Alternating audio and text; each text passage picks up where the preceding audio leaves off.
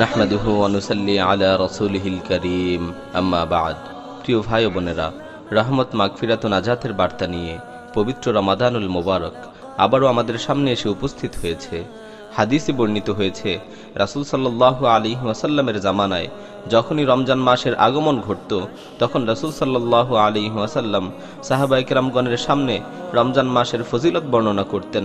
তিনি বলতেন, ক্বাদ জাআকুম শাহরু রমাদান শাহরুন মুবারক ফারাদাল্লাহু আলাইকুম সিয়ামাহ তুফতাহু ফীহি আবওয়াবুল জান্নাহ ওয়া তুগলাকু ফীহি আবওয়াবুন নার ফীহি লাইলাতুন খায়রুম মিন আলফি শাহর মান হুরিমা খায়রাহা ফাকাদ হুরিম।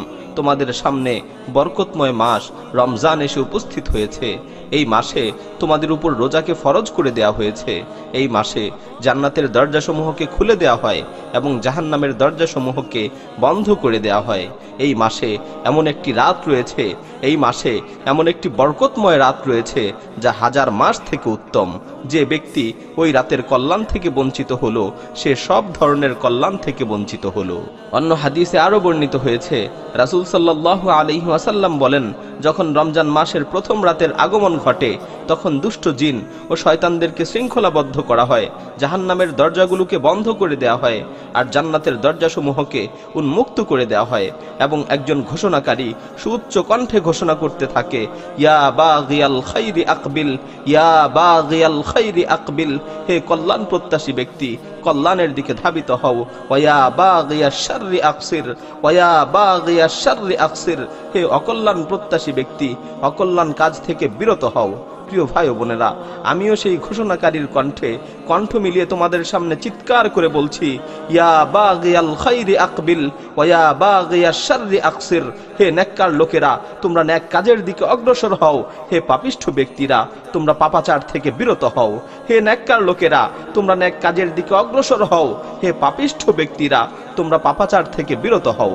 প্রিয় ভাই, অনেক হয়েছে, অনেক পাপাচার করেছো, পুরো বছর জুড়ে বন্ধুদের সাথে অনেক আড্ডা দিয়েছো, গান শুনে, মুভি দেখে, অশ্লীলতায় নিমজ্জিত হয়ে অনেক মূল্যবান সময় নষ্ট করেছো, মাদকের পিছনে ছুটতে ছুটতে নিজের জীবনটাকে নিঃশেষ করে দিয়েছো, গার্লফ্রেন্ডের কথা ভাবতে ভাবতে আপন প্রতিপালকের কথাই ভুলে গেছো। হে ভাই, অনেক হয়েছে, আর নয়, এবার নিজেকে শুধরানোর সময় এসেছে। পবিত্র রমাদানুল মোবারক তোমার দরজায় এসে কড়া নাড়ছে।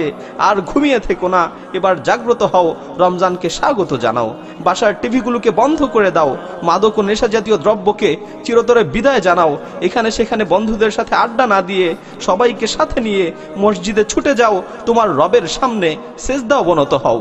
প্রিয় ভাই ও বোন, রমজান এসেছে তোমাকে শুধরে দিতে, রমজান এসেছে তোমাকে পুত পবিত্র করতে, রমজান এসেছে তোমাকে মুত্তাকি বানাতে। সুতরাং এই রমজান মাসে একনিষ্ঠতার সাথে রোজা রাখো, বেশি বেশি করে নামাজ আদায় করো, বেশি বেশি করে দান সাদাকা করো, অধিক পরিমাণে কোরআন তেলাওয়াত করো, কোরআনকে বোঝার চেষ্টা করো, আল্লাহকে স্মরণ করে নিজের অন্তরকে পরিতৃপ্ত করো। রমজানের শেষ দশকের বেজর রাত্রগুলোতে সবে কদর তালাশ করো, ওই রাত্রগুলোতে বেশি বেশি করে ইবাদত করো, কেননা আল্লাহ তাআলা ওই রাতের ব্যাপারে বলেছেন, লাইলাতুল কদরি খায়রুম মিন আলফি শাহর, লাইলাতুল কদর হচ্ছে এমন এক বরকতময় রাত্র যা হাজার মাসের চেয়ে উত্তম। প্রিয় ভাই ও বোনেরা, রমজান মাসে রয়েছে গুনাহ থেকে মুক্তি লাভের এক সুবর্ণ সুযোগ। সুতরাং এই রমজানকে হেলায় খেলায় নষ্ট করো না। রমজানে একনিষ্ঠভাবে আল্লাহর কাছে তওবা করো, আল্লাহর দরবারে ফরিয়াদ করে নিজের অতীতের গুনাহগুলোকে ক্ষমা করিয়ে নাও। মনে রেখো, তুমি ওই সকল হতভাগা লোকদের অন্তর্ভুক্ত হয়ে যেও না যারা বরকতময় মাস রমজান পেল কিন্তু নিজের গুনাহসমূহকে ক্ষমা করাতে পারলো না। কেননা রাসূল সাল্লাল্লাহু আলাইহি ওয়াসাল্লাম বলেছেন, ওই ব্যক্তি ধ্বংস হোক, ওই ব্যক্তি ধ্বংস হোক, ওই ব্যক্তি ধ্বংস হোক যে রমজান পেল কিন্তু তার গুনাহসমূহকে ক্ষমা করাতে পারলো না। আল্লাহ তাআলা যেন আমাদেরকে রমাদানুল মুবারকের শ্রেষ্ঠ সময়গুলোকে সঠিক কাজে ব্যয় করার তৌফিক দান করেন। আমিন। ওয়া মা আলাইনা ইল্লাল বালাগ।